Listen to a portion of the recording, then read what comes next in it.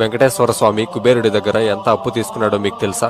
ఆదివరాహ క్షేత్రంలో అశ్వత్థ వృక్షం కింద పరమశివుడు మన దగ్గర డబ్బు లేకపోయినా పర్వాలేదు, నాకు బాగా డబ్బున్న కుబేరుడు అని ఒక స్నేహితుడున్నాడు, ఆయన్ని పిలిచి నీకు అప్పు ఇవ్వమని చెప్తానని పరమశివుడు వెంకటేశ్వర స్వామితో అంటాడు. అలాగే కుబేరుణ్ణి పిలిచి వెంకటేశ్వరునికి అప్పు ఇవ్వమని చెప్పాడు. దానికి కుబేరుడు, నీకు అప్పు ఇవ్వడానికి నాకు ఇబ్బంది ఏమీ లేదు, కానీ ఇది కలియుగం కాబట్టి వడ్డీ పుచ్చుకుంటామని చెప్పాడు. దానికి వెంకటేశ్వర స్వామి, యుగధర్మాన్ని ఎవరైనా పాటించాల్సిందే, నేను అసలుతో పాటు వడ్డీ కూడా ఇస్తానులే అని చెప్పాడు. దానికి కుబేరుడు అప్పు ఎంత కావాలని అడిగాడు. రుణగ్రాహి శ్రీనివాస, రుణదాత ధనేశ్వర అని ఒక ప్రామిసర్ నోటు రాశారు. హేవిలాంబి నామ సంవత్సరే చైత్ర శుద్ధ దశమి ఫలానా వారం నాడు అశ్వత్థ వృక్షం కింద నిలబడి 14 లక్షల రామచంద్రమూర్తి ముద్రలు కలిగిన బంగారు కాసులను ప్రతి 100 కాసులకి 1 కాసు వడ్డీ ఇచ్చేటట్లు, యుగాంతం నాడు అసలు ఇచ్చేటట్లు ఒక అగ్రిమెంట్ రాసిచ్చి డబ్బు ఇవ్వమని అడిగారు. దానికి కుబేరుడు, నోటు రాసిచ్చినందుకు సంతోషమే కాని యుగధర్మానుసారంగా సాక్షి ఉంటే డబ్బు ఇస్తాను అని కుబేరుడు బ్రహ్మవంక చూస్తూ అంటాడు. అప్పుడు బ్రహ్మదేవుడు, నేను సాక్షి సంతకం చేస్తాను అని చెప్పాడు.